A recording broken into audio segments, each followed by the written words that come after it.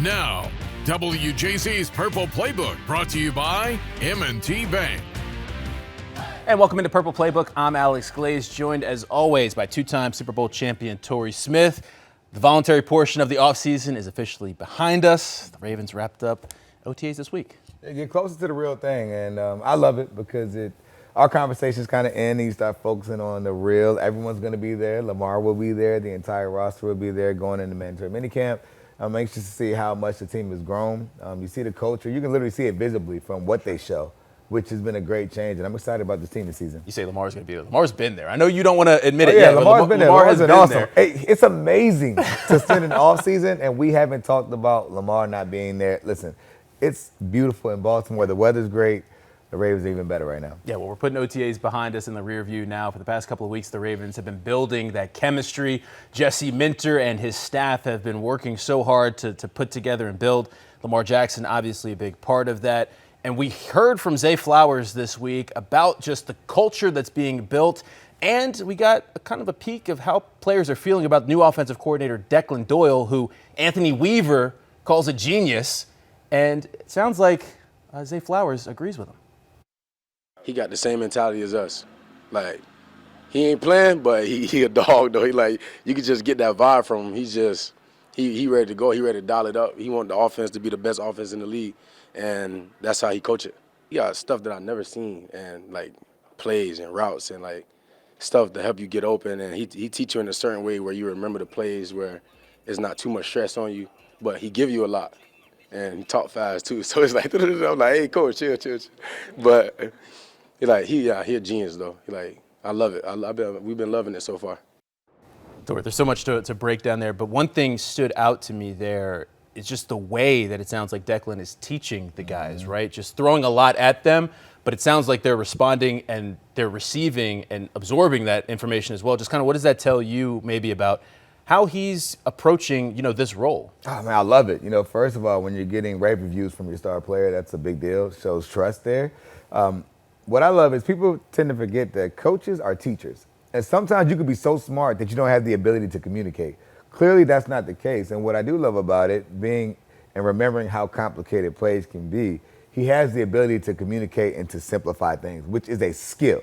There are a lot of great coaches that cannot deal with people. They're just good football guys. This, to me, sounds like a guy that everyone understands. He's able to get you to buy in, and you truly believe that he has the answers. There's nothing like going into it with a coach or a coordinator, for that matter, and you feel like we have the answers. It's not just this stagnant type of offense. And again, at some point, you get to running the same things, right? 80% of your offense is the same stuff. But if you truly trust that you feel like you have the answers, that's a beautiful thing to be in as a player. I think for me, the most impressive part of that is he's also 30 years old, right? So much was made of that when he was hired and the age, and would he have the respect of guys? And I believe you're the one that told me, if he knows his stuff, guys are going to buy in right away. And it sounds like he has that buy-in. They're respecting, they're listening to him. I was out there and see him, bumping fists with Lamar, talking to him off to the side. Little things like that tell me that he's already inundated himself with the guys that he's going to have to be relying on to execute his plays. Yeah, I think people sometimes forget the respect element works this way. If you know what you're doing and you can help me, I love you. At the end of the day, it's a business and it's a selfish business. So guys on offense, the more you play, the better you play, the longer you play, the more money you'll make. And you have a better chance at winning on top of that. So when a guy has that ability, it's clear. But when you have the ability to communicate it, I've been in the room with great guys, great coordinators, because again, I will say this, and I mean this is no disrespect to any coach out there, from professional to youth ball. Football is not rocket science, right? However, when you have the ability to go out and create a system and steal from a little bit of everything that you see across this league and add your own little flair to it, that's a big deal. Like the essence of coaching is the ability to connect. Anybody can run a football play, but do you have the ability to connect? And that doesn't change from the youth level to the college level, and that's where you're able to see true growth. But I'm excited about it, and again, there's going to be some really cool things happening in this offense. When you talk about the best offense across the league, you tend to mention one name a lot more often now than anyone else, and that's Sean McVay. Sure. There's clearly going to be some elements of that, but also you talk about a guy like Andy Reid, right? He's a wizard. You talk to anybody that's ever played for Andy Reid, they just talk about how brilliant he is, and I see Declan being a guy that's in that mold who, by the way, with the trend of leadership, communicating, And creativity, you're looking at a guy that Baltimore is going to be lucky to have him for however long that may be. It could be one great year. That's just how this business goes. And again, everyone should be grateful for the energy that he's bringing. Yeah, and he's worked under Ben Johnson and Sean Payton, two guys that obviously have that respect offensively as well around the league. Absolutely. But when we're talking about connections, no connection for Declan is going to be more important than that connection with Lamar Jackson. When he talked about how that has been evolving over the past couple of weeks and months. But he also, I asked him, I should say, about if there was anything that surprised him. When you're getting a job and you watch a guy on tape, there's one thing. But when you're working with the guy directly, if there was anything that has surprised him, and he said there hasn't been anything that really stood out except for just the arm talent that Lamar has. He is like the twitchiest athlete that I've ever seen on the field. Just with your own two eyes. I mean, I've been around a few quarterbacks that are really good players, but the ball just jumps out of his hands when you're watching him. It's really impressive. He's a very arm talented thrower.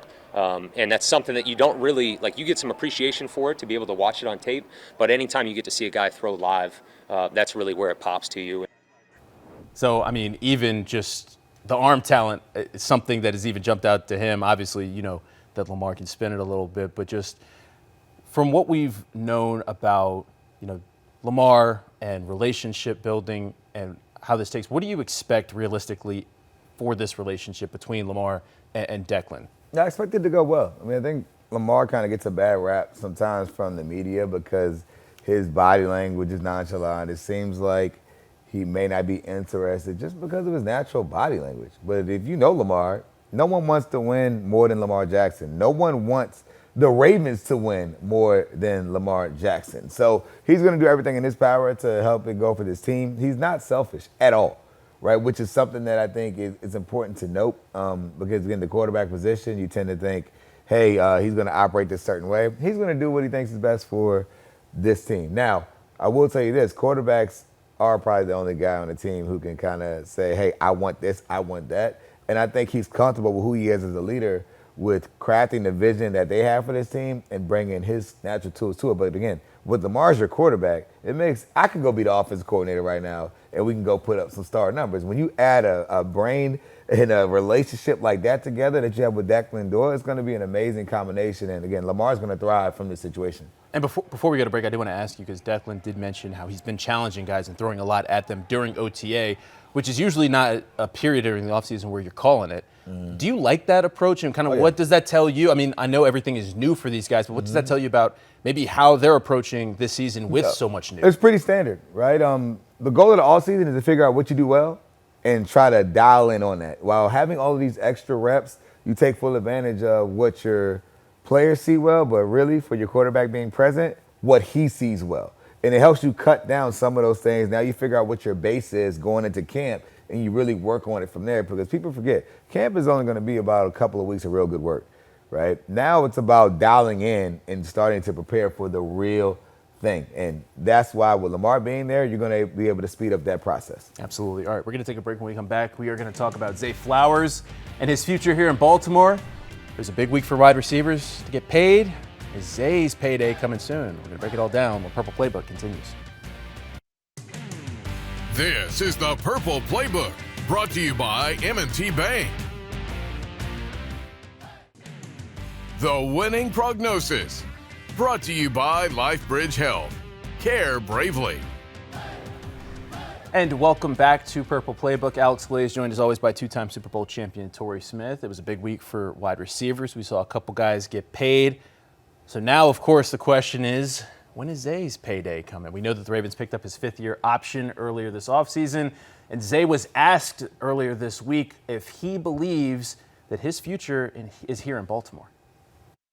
I love to finish my career here and just be here the rest of my career. So that's exciting, but I let my representation deal with that. So I really leave it up to them.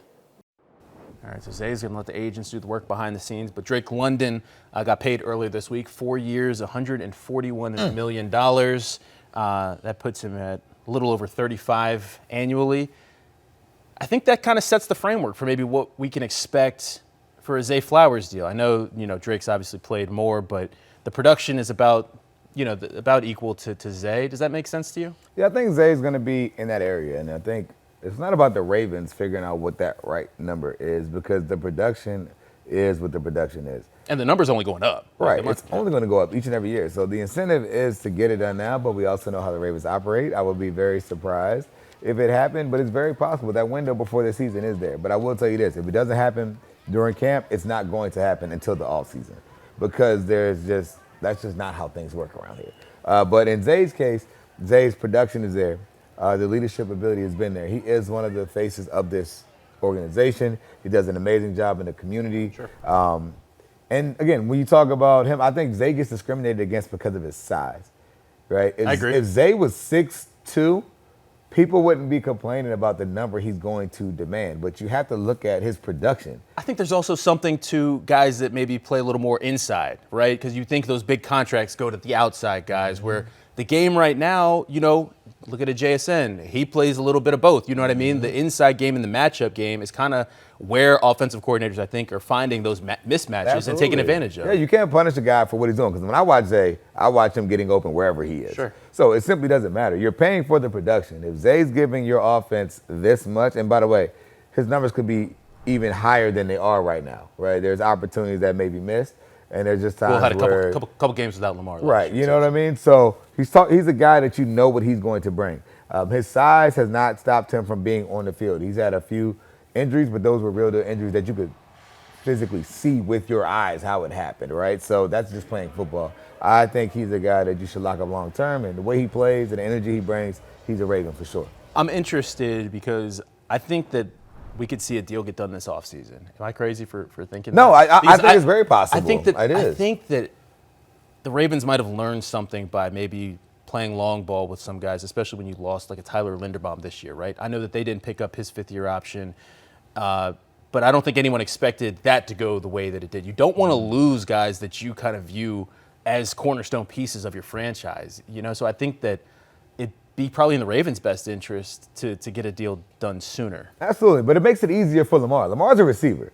And, right? and not to mention, they don't have a whole lot of veteran receivers on the roster, so it's like Zay's the vet right now. Yeah, Zay and Bate. You don't want to hit the reset button. I know they drafted those are mid-round guys. Those are mid-round guys. Those aren't your guys. When you have a guy that can produce and you can count on them, you try to keep them. And as long as Lamar Jackson is your quarterback, you need to keep people that Lamar Jackson has great chemistry with, which is why you continue to see Mark Andrews around. His production's been there, but also the relationship has been there. The time is now to sign him, because the number's only going to go up. And we all know in this league it's basically 3-year deals now. So pay Zay, he's earned it, and let us not sit up here talking about how he should get his contract for the next year. Or even worse, like a holdout, because there is no contract. We don't need to forecast that. Oh my goodness. But you bring up a good point about the relationships, because I also think a lot gets made of Lamar not working out with guys. But if you pay attention on social media, Zay's one of the guys that is working out with Lamar down in Florida. Always. Listen, if I was a player and I was from Florida, it'd be really hard to get me to leave Florida. So I love the fact that they're both down there working out. Picks him up, 5 a.m., he's outside honking real the deal horn. friends, man. Real deal friends, real deal work. And again, you're not going to find – matter of fact, there's no other receiver in this league that's going to have that type of relationship that those two have. All right, so Zay, when that payday comes, I think we just campaign for you a little bit, maybe a little percentage coming our way. Look, man, and holla at Level 82, Zay. We got you. All right, we're going to take a break. We are playing Something or Nothing when we come back. A big trade that sent shockwaves throughout the AFC North and the entire league. Myles Garrett headed west to the Rams. Is that something or nothing? Torrey shares his thoughts when Purple Playbook continues. This is the Purple Playbook, brought to you by M&T Bank. The Bottom Line, brought to you by M&T Bank. And welcome back to Purple Playbook. It's time for Something or Nothing. I'm going to throw out a headline, Torrey, and you tell me if it's something or nothing. The big headline from the week, obviously, Myles Garrett traded to the Rams for Jared Verse and picks. I think I have a feeling. I mean, this is definitely a whole lot of something. This is something. I mean, if you're Lamar Jackson, right? Like, I'd imagine he got the notification, big smile on his face. Absolutely, man. All the quarterbacks in the AFC North probably have a group chat, and they're like, "Thank you, get him out of here," because he was that dominant of a player. But it's a great opportunity for him to get into a winning situation. I couldn't imagine being such a talented player, yet I'm always in a factory of sadness playing football never really have a chance to win, going to the playoffs probably once over that time frame while being the best player in the league. For him to have the opportunity to go to the Rams, he has an opportunity to compete for a Super Bowl each and every year. He's going to see what a stable, winning organization looks like, which is really cool for him. On the flip side of that, for Jared Verse, my goodness, you get traded from LA. Life comes at you fast. Weather's good. You're loving it. You're buying in. You're in the community. You're doing all these great things, and then you get traded to Cleveland. There's no disrespect because the people in Cleveland are amazing. However, playing for the Browns is a different experience. Having to go from that to there where it feels like it's more of a rebuild type situation. I don't want to call it a complete rebuild, but they're figuring things out. How about that?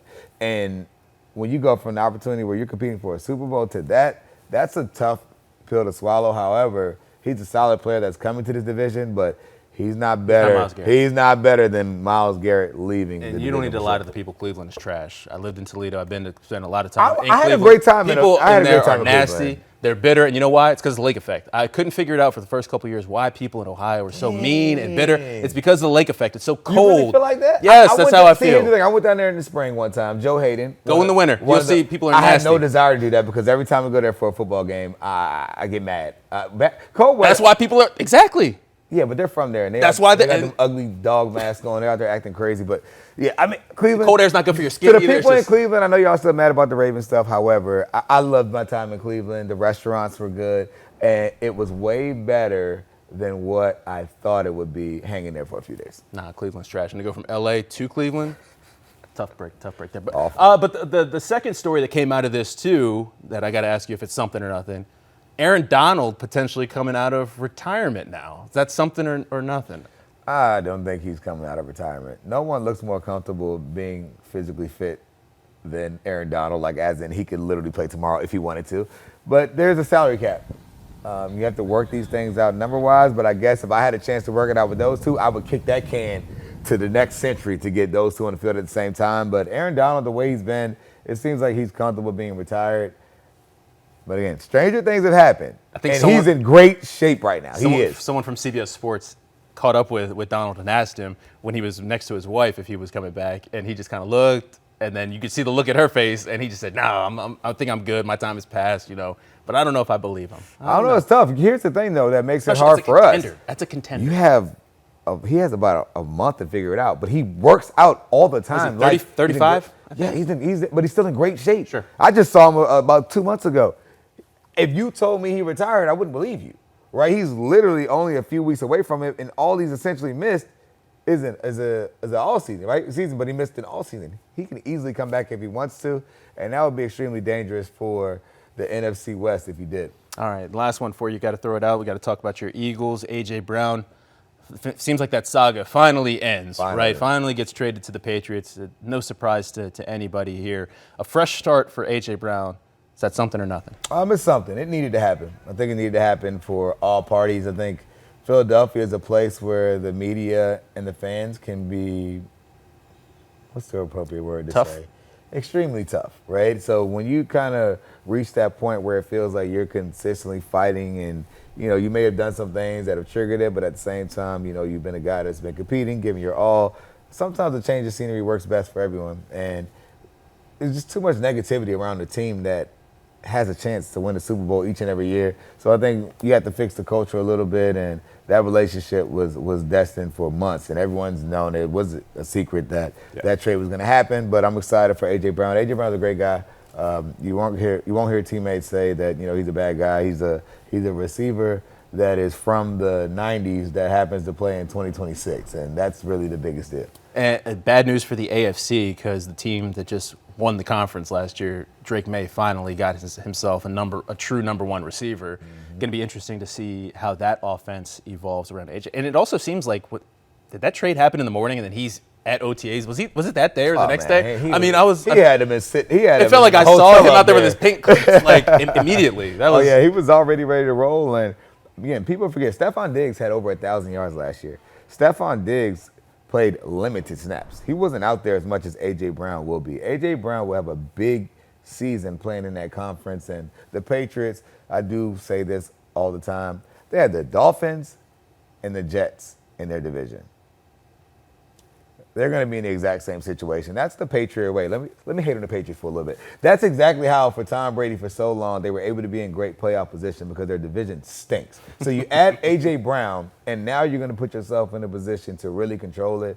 It's great news for them up there, especially after in the offseason of hearing about everything off the field. They make some great moves on the field and put them in contention to be successful this season. Absolutely. All right, we're going to take a break. When we come back, we're going to wrap up the show. You are watching Purple Playbook. This is the Purple Playbook, brought to you by M&T Bank.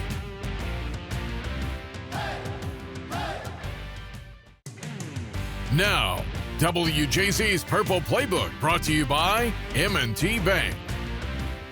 And welcome back to Purple Playbook. As we wrap up the show, we are all about accountability here on Purple Playbook. Full disclosure, I'm trying to drop a couple pounds myself.